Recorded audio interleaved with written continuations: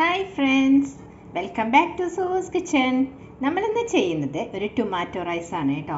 Vegetarian ഹോട്ടലിൽ നിന്നൊക്കെ നമ്മൾ വാങ്ങിക്കുന്ന ടൊമാറ്റോ റൈസിൻ്റെ പെർഫെക്റ്റ് ടേസ്റ്റോട് കൂടിയിട്ടുള്ള റൈസാണിത്. അതിനുവേണ്ടി നമ്മൾ ഇതിനകത്തൊരു സീക്രട്ട് ഇൻഗ്രീഡിയൻറ്റ് ചേർക്കുന്നുണ്ട്. അതെന്താണെന്ന് ഞാൻ ഈ വീഡിയോയിൽ പറയുന്നുണ്ട്. അപ്പോൾ ഇത് എങ്ങനെയാണ് ഈ റെസിപ്പി ചെയ്യുന്നതെന്ന് നോക്കാം. ഇതിൻ്റെ റെസിപ്പിയിലേക്ക് കിടക്കുന്നതിന് മുന്നായിട്ട് നിങ്ങൾക്ക് എൻ്റെ വീഡിയോ ഇഷ്ടപ്പെടുകയാണെങ്കിൽ ഒന്ന് ലൈക്ക് ചെയ്യാനും അതുപോലെ തന്നെ സബ്സ്ക്രൈബ് ചെയ്യാനും മറക്കരുത് കേട്ടോ. നമുക്കപ്പോൾ ടൊമാറ്റോ റൈസ് എങ്ങനെയാണ് ഉണ്ടാക്കുന്നതെന്ന് നോക്കാം. അതിനുവേണ്ടി ഞാനിവിടെ ഒരു നോൺ സ്റ്റിക്ക് പാൻ ചൂടാക്കാൻ വെച്ചിട്ടുണ്ടായിരുന്നു കേട്ടോ. അത് ചൂടായി വന്നപ്പോൾ അതിലേക്ക് ഒരു 2 ടേബിൾ സ്പൂൺ എണ്ണ ഒഴിച്ചു കൊടുക്കാം. ഈ എണ്ണയുടെ ഒപ്പം നമുക്കിതിൻ്റെ കൂടെ 1 ടീസ്പൂൺ നെയ്യ് കൂടി ചേർത്ത് കൊടുക്കാം. ആ നെയ്യ് കൂടി മെൽറ്റായി കഴിയുമ്പോൾ ഒരു 3 ഏലക്കായ, 3 ഗ്രാമ്പൂ, അതുപോലെ ഒരു ചെറിയ കഷ്ണം പട്ട അതും കൂടെ ഇട്ട് കൊടുക്കാം. അതൊന്ന് മൂത്ത് വരുമ്പോൾ നമുക്കിതിലേക്ക് 1 ടീസ്പൂൺ സാജീരകം ചേർത്ത് കൊടുക്കുക. സാജീരകം എന്ന് പറയുന്നത് നമ്മൾ ഹൈദരാബാദി ബിരിയാണിയിലൊക്കെ ചേർക്കില്ല, ആ ജീരകമാണ് കേട്ടോ. ഇനിയിപ്പോൾ അതില്ലാന്നുണ്ടെങ്കിൽ നോർമൽ ജീരകം ക്യുമിൻ സീഡ് 1 ടീസ്പൂൺ ഇട്ട് കൊടുത്താൽ മതി. ഇതിലേക്ക് ഇനി 5 വെളുത്തുള്ളി ഒന്ന് ഗ്രേറ്റ് ചെയ്ത് ചേർത്ത് ഒന്ന് നമുക്ക് വഴറ്റി കൊടുക്കാം.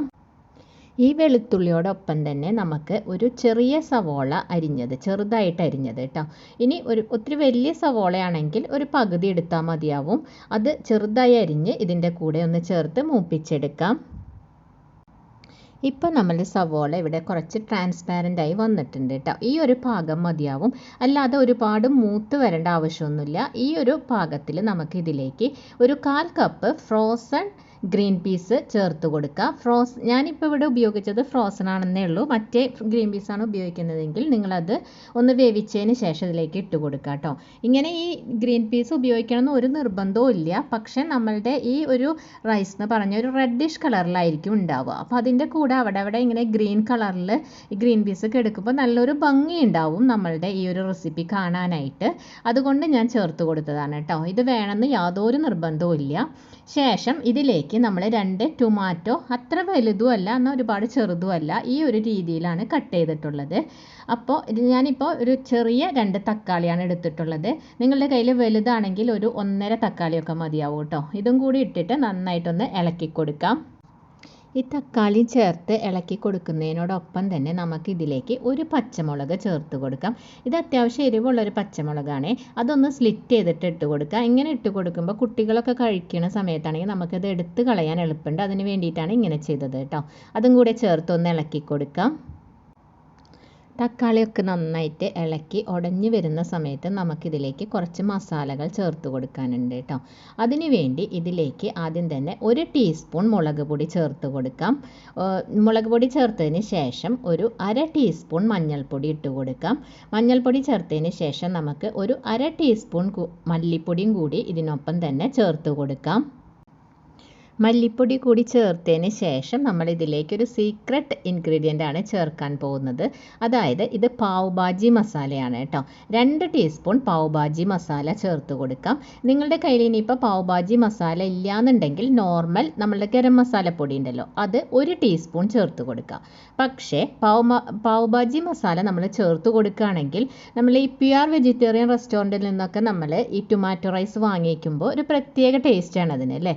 ആ ഒരു സെയിം ടേസ്റ്റ് ഇതിന് കിട്ടും കേട്ടോ. ശരിക്കും ആ ഒരു റെസ്റ്റോറൻറ്റ് സ്റ്റൈൽ ടേസ്റ്റ് വരണമെങ്കിൽ ഈ ഒരു പാവ് ഭാജി മസാല ചേർത്ത് കൊടുത്താൽ മതി. ഇത് ഇതിൻ്റെ ഒരു സീക്രട്ട് ഇൻഗ്രീഡിയൻ്റ് ആണ്. അപ്പോൾ ഉണ്ടെങ്കിൽ ചേർത്ത് കൊടുക്കുക, ഇല്ലെങ്കിൽ വിഷമിക്കേണ്ട, അത് സ്കിപ്പ് ചെയ്ത് ഗരം മസാല ചേർത്ത് കൊടുത്ത് നന്നായിട്ടൊന്ന് ഇളക്കി കൊടുക്കാം.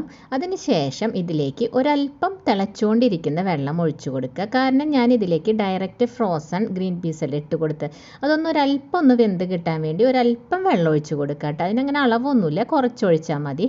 എന്നിട്ട് അതൊന്ന് നന്നായിട്ട് ഇളക്കി കൊടുക്കുക. ശേഷം ഇതിപ്പോൾ ഒരു കുഴമ്പ് പരുവത്തിലായിട്ടുണ്ട്. ഈ ഒരു പാകം മതിയാവും കേട്ടോ.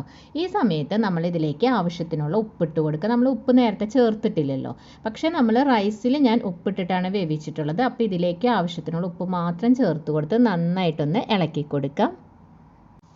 ഇനി നമുക്കിതിലേക്ക് ഇതിൻ്റെ ടേസ്റ്റൊക്കെ ഒന്ന് കോമ്പൻസേറ്റ് ചെയ്ത് വരാൻ വേണ്ടിയിട്ട് ഒരല്പം പഞ്ചസാര, ഒരു പിഞ്ച് പഞ്ചസാര ഇതിലേക്ക് ചേർത്ത് കൊടുത്ത് നന്നായിട്ട് ഇളക്കി കൊടുക്കുക.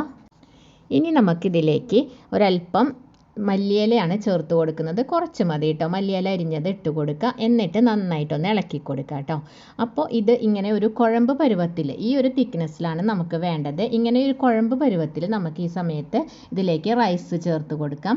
ഞാൻ 1 cup 250 ml 1 cup basmati rice എടുത്ത് വേവിച്ചെടുത്തതാണ്. ഇതൊരു 3/4 വേവിലാണ് വേവിച്ചെടുത്തത് കേട്ടോ. വെന്ത് വരുമ്പോൾ ഇത് ഏകദേശം 2 കപ്പോളം ചോറ് കാണും. ഇത് ഒട്ടും ഒട്ടിപ്പിടിക്കാതെ വേണം നമ്മളിത് വേവിച്ചെടുക്കാനായിട്ട്. അതിന് ശേഷം അത് ഇതിലേക്കിട്ട് നമുക്ക് നന്നായിട്ട് ഇളക്കി കൊടുക്കാം. ഇപ്പം ഞാൻ നമ്മുടെ റൈസ് ഇവിടെ നന്നായിട്ടൊന്ന് മിക്സ് ചെയ്തെടുത്തിട്ടുണ്ട് കേട്ടോ. അപ്പം നല്ല അടിപൊളി റൈസ്, നല്ല ടേസ്റ്റിയും അതുപോലെ തന്നെ കുട്ടികൾക്കൊക്കെ ആണെങ്കിൽ നമുക്ക് ലഞ്ച് ബോക്സിൽ കൊടുത്തയക്കാൻ ഏറ്റവും പെട്ടെന്ന് ഫാസ്റ്റായിട്ട് ചെയ്തെടുക്കാവുന്ന അതുപോലെ ടേസ്റ്റിയുമായ റെസിപ്പിയാണ് കേട്ടോ. നിങ്ങൾ ഇതുവരെ ട്രൈ ചെയ്ത് നോക്കിയിട്ടില്ലെങ്കിൽ ഈ സീക്രട്ട് ഇൻഗ്രീഡിയൻ്റ് ഒക്കെ ചേർത്ത് നല്ല അടിപൊളിയായിട്ടൊന്ന് ചെയ്ത് നോക്കുക കേട്ടോ. അപ്പോൾ നിങ്ങൾക്ക് ഇനിയിപ്പോൾ ലാസ്റ്റായിട്ട് നമുക്കിതിലേക്ക് ഒരല്പം സ്പ്രിംഗ് ഓണിയനും കൂടി ഇട്ട് കൊടുക്കാം. സ്പ്രിംഗ് ഓണിയൻ ഇല്ലയെന്നുണ്ടെങ്കിൽ മല്ലിയില ചേർത്ത് കൊടുത്താലും മതിയാകും. അപ്പം നമ്മളുടെ ടേസ്റ്റിയും അതുപോലെ തന്നെ ഈസിയുമായിട്ടുള്ള ടൊമാറ്റോ റൈസ് ഇവിടെ റെഡി ആയിട്ടുണ്ട് കേട്ടോ.